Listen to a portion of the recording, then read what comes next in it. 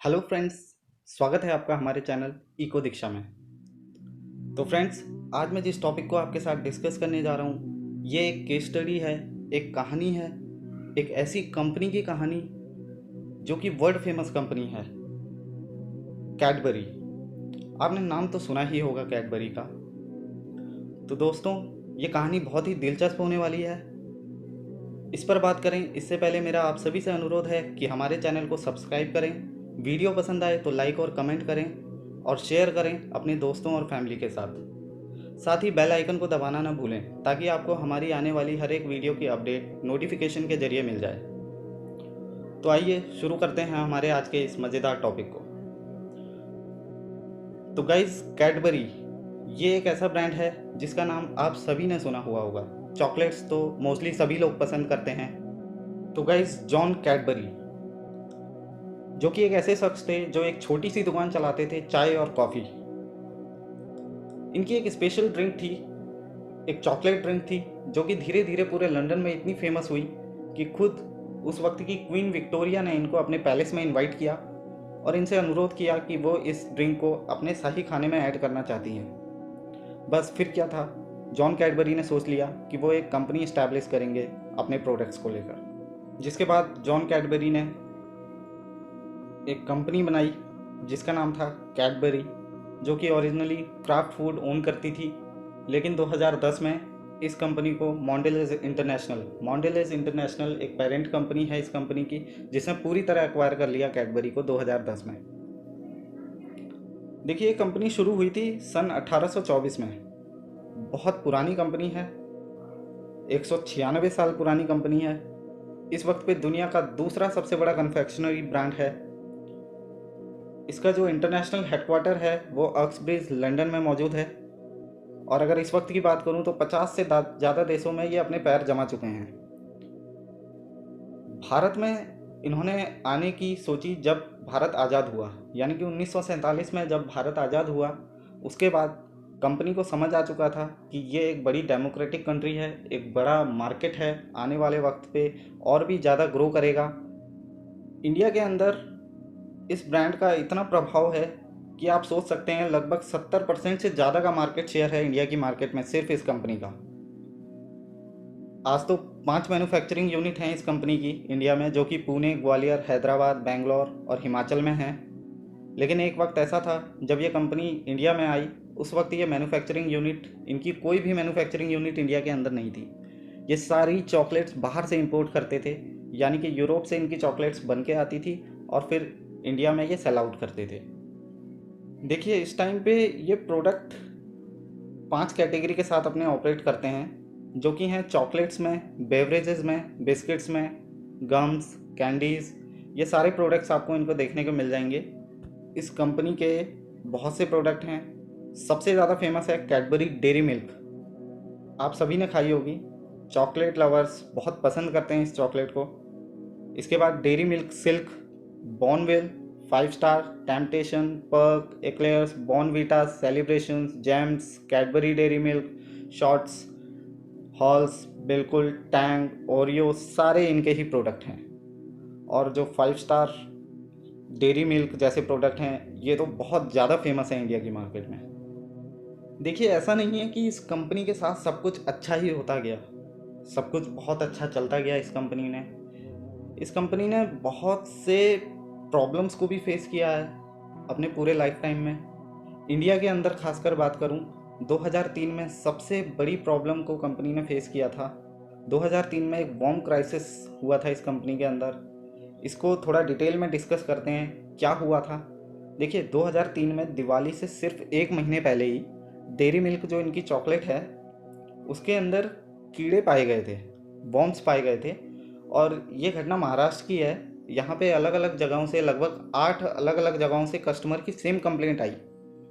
इसके बाद तो क्या था, Maharashtra food and drug administration ने इस केस पर पूरी कार्रवाई की, जिसके बाद इनके पुणे के प्लांट को भी बंद कर दिया गया। साथ ही में जो इनका जो स्टॉक भी बनकर तैयार था, जो मार्केट में जाने को स्टॉक तैयार था, उसे भी जब्त कर लिया। इसी के साथ यहाँ पे बहुत बड़ी बहस भी छिड़ गई कंपनी के बीच और एफडीए के बीच। खूब बयानबाजी हुई, एक दूसरे को ब्लेम करने लगे। कंपनी का तो ये कहना था कि मैन्युफैक्चरिंग डिफेक्ट है ही नहीं। देखिए, कंपनी का आर्ग्यूमेंट सीधा सीधा ये था कि ये मैन्युफैक्चरिंग डिफेक्ट नहीं है, यानी कि प्रोडक्ट को बनाने में कोई गलती नहीं हुई है। इस सब का कारण कंपनी ने दुकानदारों पे थोप दिया। उन्होंने कहा कि दुकानों में इस प्रोडक्ट के ख़राब स्टोरेज के कारण ये सब हुआ है, यानी कि प्रोडक्ट की मिसहैंडलिंग की गई है दुकानों के अंदर। इसके बाद तो एफडीए ने भी इस बात को सिरे से नकार दिया। उन्होंने कहा कि भाई, जो एफडीए के उस वक्त के कमिश्नर थे उत्तम खोब्रोगडे, उन्होंने एक बयान जारी किया। उन्होंने कहा कि अगर ये स्टोरेज लेवल पे डिफेक्ट है तो फिर भाई पैकेजिंग का क्या? कीड़े लगने का मतलब तो यह है कि पैकेजिंग एयर टाइट नहीं रही होगी। अब दो ही मतलब सामने निकल कर आते हैं कि या तो मैन्युफैक्चरिंग डिफेक्ट रहा होगा या फिर पैकेजिंग खराब रही होगी प्रोडक्ट की। इस सब के बाद तो कंपनी की रेपुटेशन नीचे ही गिरती चली गई। कस्टमर्स भी कंपनी के हाथ से निकलते चले गए।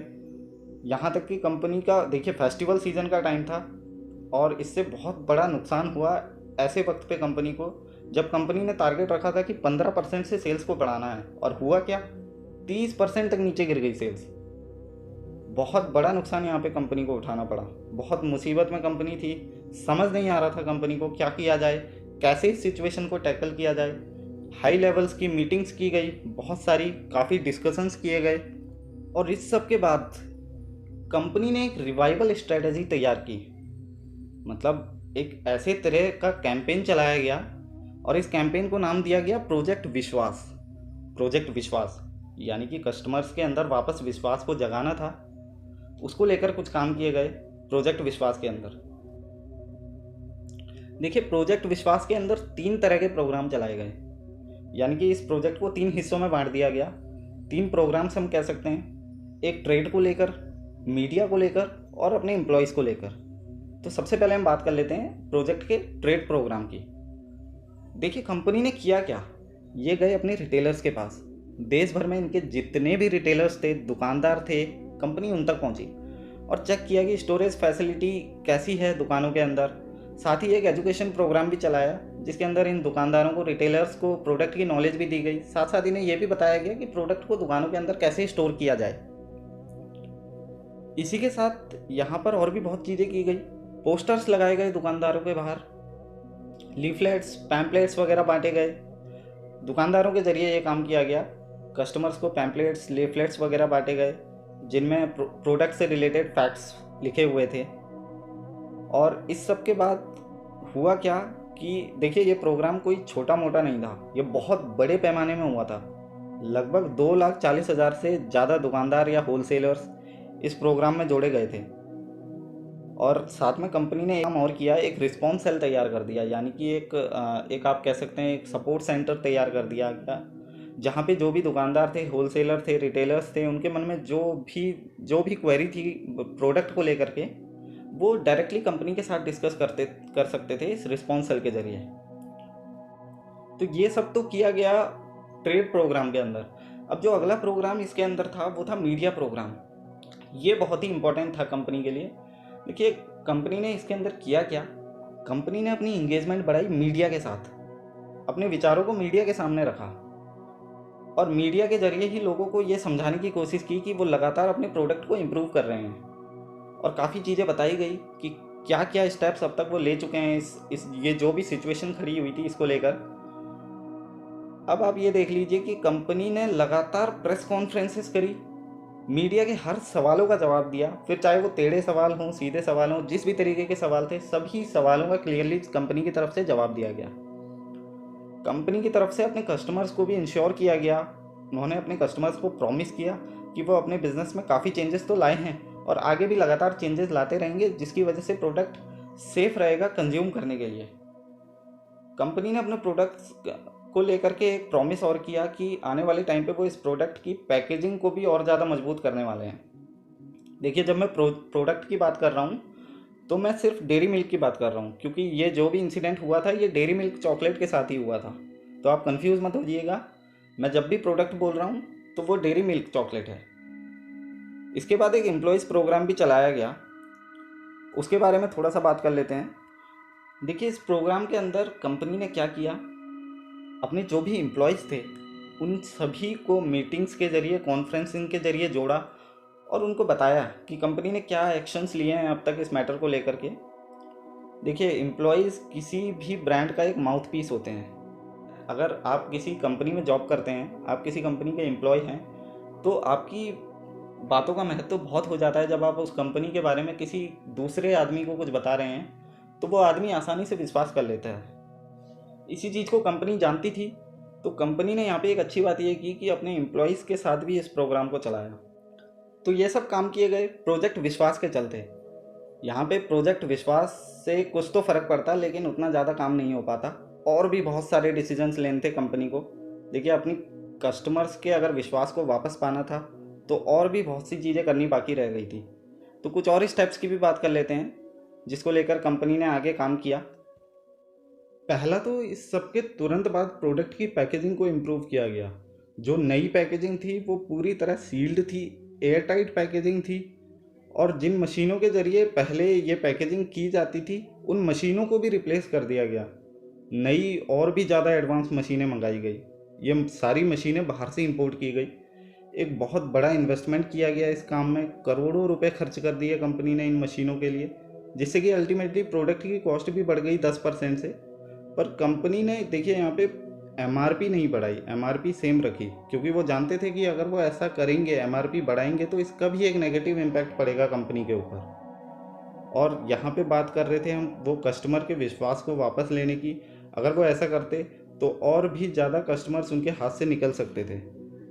यहाँ पर कंपनी ने कॉम्प्रोमाइज़ किया अपने प्रोडक्ट को प्राइस को लेकर, और इन सब चीज़ों के साथ कंपनी ने पैकिंग को भी इम्प्रूव किया। एक better packaged product same price पे मिल रहा था लोगों को, जिससे कि आगे भी ऐसी कोई मुसीबत का सामना नहीं करना पड़ता कंपनी को। ये सब काम एक कॉन्फ्रेंसिंग के जरिए हुआ था। एक बड़े लेवल पे कॉन्फ्रेंस क्रिएट की थी कंपनी ने, जिसके अंदर वीडियोस के जरिए भी ये दिखाया गया था कि फैक्ट्री में कैसे काम हो रहा है, उन मशीनों के साथ कैसे नई पैकेजिंग को तैयार किया जा रहा है, ताकि कस्टमर्स अपनी आंखों से देख सकें, एक ट्रांसपेरेंसी रह सके और कस्टमर्स को प्रोडक्ट पे वापस भरोसा करने में कोई दिक्कत ना हो। ये तो हमने बात कर ली कंपनी के पैकेजिंग इम्प्रूवमेंट के डिसीजन के ऊपर। अब देखिए, सीधे बात करते हैं कंपनी के एक ऐसे डिसीजन की जिससे कि कंपनी की सारी खोई हुई इज्जत उसे वापस मिल सकती थी। कंपनी ने एक ऐसे इंसान को ढूंढ लिया था जो कि भारत के अंदर कंपनी को अलग ही ऊंचाइयों पर पहुंचा सकता था। देखिए, जिस तरह महाभारत में अर्जुन को श्री कृष्ण मिले, कुछ उसी तरह ये इंसान कंपनी के लिए इम्पोर्टेंट था। इस सिचुएशन को अगर टैकल करना था तो इस इंसान की बहुत ज़्यादा मदद की ज़रूरत थी, और इस इंसान का नाम है अमिताभ बच्चन। जी हाँ, अमिताभ बच्चन। इनको तुरंत कंपनी ने अपना ब्रांड एम्बेसडर चुन लिया, क्योंकि कंपनी जानती थी अगर लोगों की रिस्पेक्ट वापस चाहिए, लोगों का विश्वास वापस चाहिए, तो एक ऐसे व्यक्ति को अपना चेहरा तो बनाना होगा जिसकी रिस्पेक्ट पूरा देश करता हो। और इंडिया के अंदर तो एक अलग ही इम्पैक्ट है अमिताभ बच्चन का, एक बहुत बड़ा पॉजिटिव इम्पैक्ट है लोगों के ऊपर इनका। और यही वो शख्स थे जिन्होंने कंपनी को काफ़ी मदद की इस क्राइसिस से बाहर निकलने में। लगातार ऐड कैंपेन्स चलाए गए इनके साथ। एक ऐड मुझे याद है जिसमें अमिताभ बच्चन ने कहा था कि वो 55 साल से इस चॉकलेट को खाते आ रहे हैं, और उन्होंने ये भी बताया था कि इस सब के बाद उन्होंने फैक्ट्री को विजिट भी किया है और देखा है कि कंपनी कैसे अपने प्रोडक्ट को सेफ बनाने में डेडिकेटेड वर्क कर रही है। तो ये सब देखने के बाद उन्होंने कहा कि वो भी चैन की नींद सो पा रहे हैं। अब जब अमिताभ बच्चन ने इतना कुछ कह दिया तो इसके बाद क्या था, लोगों के अंदर प्रोडक्ट को लेकर के वापस से कॉन्फिडेंस आया, लोग वापस से प्रोडक्ट की तरफ आने लगे। और यहाँ पे इस सब में कंपनी ने बहुत बड़ा खर्चा अपनी एडवर्टीजिंग के ऊपर भी किया। कंपनी ने लगभग 15% तक अपने एडवर्टीजमेंट के बजट को बढ़ा दिया, लेकिन यहाँ पर भी कंपनी ने एक कॉम्प्रोमाइज़ करते हुए प्रोडक्ट की एमआरपी को सेम ही रखा। अब इस सब के बाद, इतना सब कुछ करने के बाद, कंपनी को देखिए इतने सारे अप्रोचेज अपनाए और इन सब अप्रोचेज का कंपनी को फाइनली फ़ायदा तो मिला। ये समझाने में सफल रहे कि इनके जो भी प्रोडक्ट हैं वो कंजम्पशन के लिए बिल्कुल सेफ़ हैं, और ये जो प्रॉब्लम सामने आई है ये आगे पॉसिबल नहीं है। इससे देखिए ब्रांड को लेकर लोगों के अंदर एक अलग ही ट्रस्ट जनरेट हुआ, दोबारा से विश्वास उत्पन्न हुआ। दूसरे फ़ायदे की बात कर लें, दूसरा फ़ायदा कंपनी को हुआ सीधे सीधे सेल्स के ऊपर। जो सेल्स 30% से नीचे गिर गई थी, 30% से नीचे गिरी हुई सेल्स को वापस कंपनी ऊपर उठाने में कामयाब रही, और इससे बहुत मदद मिली कंपनी को। इतना सब कुछ करने के बाद कंपनी आखिरकार दोबारा अपनी पोजीशन कामयाब कर पाई। आज कंपनी अपने सभी प्रोडक्ट की अच्छी खासी केयर रखती है, कस्टमर्स की पूरी केयर रखती है, और इनकी जो ये डेयरी मिल्क चॉकलेट है सिर्फ उसका ही मार्केट शेयर, मैं सिर्फ उसके मार्केट शेयर की बात कर रहा हूँ, 35% का है भारत की मार्केट में। ऐसी ना जाने कितनी चॉकलेट्स मार्केट में आती हैं। मैं अगर बात करूँ सारी कंपनीज़ की चॉकलेट्स की, अगर 100 चॉकलेट्स बिकती हैं तो उसमें से लगभग 35 चॉकलेट्स तो सिर्फ कैडबरी की डेयरी मिल्क ही बिकती है। उसके अलावा तो अगर पूरी कंपनी की बात करूँ तो 70% का मार्केट शेयर है आज के टाइम पे भारत की मार्केट में। और तब से लेकर इस कंपनी को कोई भी कंट्रोवर्सी फेस नहीं करनी पड़ी है। तो गाइज़ यहाँ पे हमें क्या मार्केटिंग लेसन सीखने को मिलता है इस केस स्टडी के साथ? देखिए, अगर मोटी मोटी बात करूँ, दो चीज़ें ऐसी हैं मार्केटिंग रिलेटेड जो कि यहाँ पे सीखने की ज़रूरत है। देखिए, पहला तो इन्होंने अपने कस्टमर को रिवाइव करना था, कस्टमर को वापस पाना था। तो इन्होंने ये नहीं सोचा कि एक एक कस्टमर्स के पास ये जाएं, इन्होंने अपने चैनल्स को चुना, यानी कि वो चैनल्स जिनके ज़रिए ये अपने कस्टमर्स से जुड़े हुए थे। जैसा मैंने बताया, ट्रेडर्स के ज़रिए, यानी जो इनके दुकानदार थे उनके ज़रिए इन्होंने अपने काम को किया। साथ में इन्होंने अपने एम्प्लॉयज़ को लिया, और अपना जो तीसरा इनका मीडिया था, मीडिया ने बहुत हेल्प की। मीडिया के थ्रू देखिए अब बहुत सारे लोगों से एक ही बार में कनेक्ट हो सकते हैं, और इसका पूरा पूरा फ़ायदा यहाँ पे कंपनी ने उठाया। और आज की अगर हम बात करें, आज का जो युग है वो पूरा मीडिया का युग है। अगर किसी भी बिज़नेस को ऊपर उठ के आना है, चाहे वो इनिशियल लेवल पे हो, चाहे फिर वो कितना भी ऊपर क्यों ना चले गया हो, बिज़नेस कितना भी बड़ा क्यों ना हो गया हो, मीडिया की ज़रूरत हर जगह पे उसे पड़ेगी। आज सब कुछ डिजिटलाइज्ड है, सारे लोग मीडिया से जुड़े हुए हैं, तो इसका एक बहुत बड़ा फ़ायदा आज के टाइम पे बिज़नेस में मिल सकता है, जो भी बिज़नेस करना चाह रहे हैं या कर रहे हैं। देखिए, दूसरी बात तो रिस्क। कंपनी ने जो रिस्क लिया, रिस्क कहाँ पे लिया? देखिए, कंपनी लॉस में जा रही थी।